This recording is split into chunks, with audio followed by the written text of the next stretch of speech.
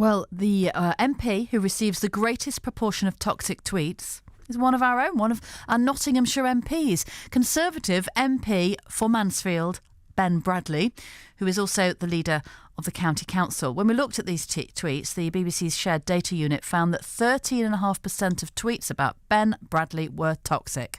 That's compared to 3.5% for Boris Johnson. And I know in the past, I think he said he's thinking of, coming out of this because of the level of online abuse he's had. So let's talk to him.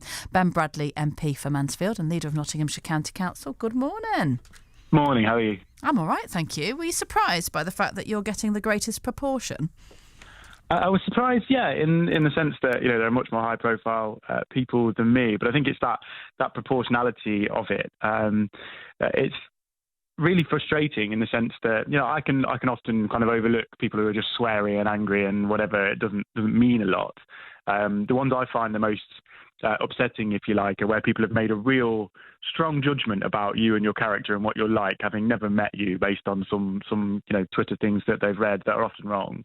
I find that really kind of difficult to deal with. But the worst bit, as was described in that piece that you've just done there, is that I often have people say to me, I wouldn't want to do your job because of all that kind of stuff, when being a member of parliament is a huge privilege. It should be something that people want to do and aspire to and represent people, but people absolutely don't want to get involved, and that's really sad, I think.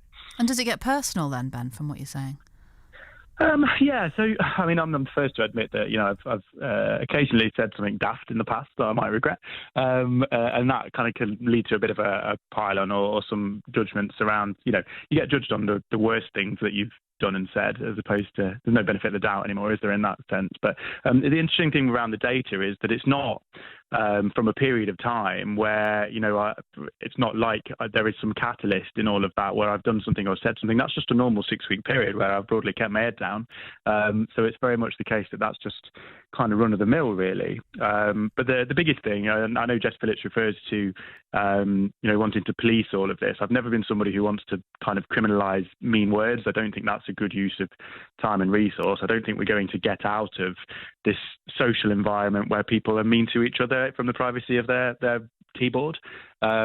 But actually, where it does cross the line, and what's really, really important, is where we've had colleagues, David Amos, Joe Cox, who've been killed off the back of, that kind of hateful conversation that grows and grows. And we really need to make sure that people are kept safe. We hear people get death threats, rape threats to some politicians, their families threatened. Has it gone there for you, Ben? Yeah, I had periods, and you mentioned, thinking about, do you continue to do this? It goes in cycles in that sense. But when I really did consider all of that a couple of years ago is when somebody threatened to kidnap my wife and children. And you never know how seriously to take things like that, because you can imagine, you sit there and go, well, it's probably just some troll somewhere, and ignore it. But then if you ignored it and obviously something awful happened, what would you do? So you do have to take that kind of stuff seriously. The police ended up knocking the door down at somebody's house, and it turned out to be some kind of spotty teenager living with his mum, who obviously had no context of the power of his words in that kind of threatening way, and burst into tears when the police came through the door. But you can't ignore those things, because it could be really dangerous. And that must have an impact on your family too. Yeah, well, they're the worst things. And, I'm, as I say, doing my job is a great privilege. And I would never, I don't come out typically and go, oh, this is awful, that's awful, because I don't feel that way, right? I enjoy the job that I do. I find it really rewarding.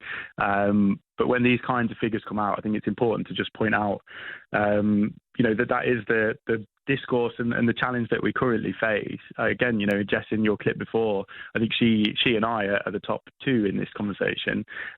She's absolutely right when she says that it means sometimes you don't want to get involved in really important conversations. You don't want to share a view on something really meaningful and important in a discussion, because you're just going to end up a target for all of that. And again, that's not healthy for a democracy where we're supposed to be able to have that debate. I don't want to in any way suggest that you're responsible for this kind of pile-on, but is there something about you specifically, or something that you said that you think that has kind of made you a target for some reason? I think there's probably a couple of things. I think everyone on the list is backbenchers.